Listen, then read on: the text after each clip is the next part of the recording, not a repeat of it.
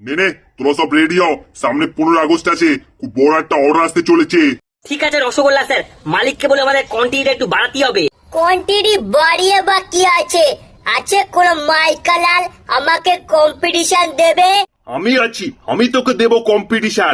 কত দামি দামি মিষ্টি এলো আমাকে কম্পিটিশন দেওয়ার জন্য, কেউ পারলো না, আর তুই তো মাত্র দানাদার। বটফল, তোর কিন্তু প্রচুর অহংকার বেড়ে গেছে।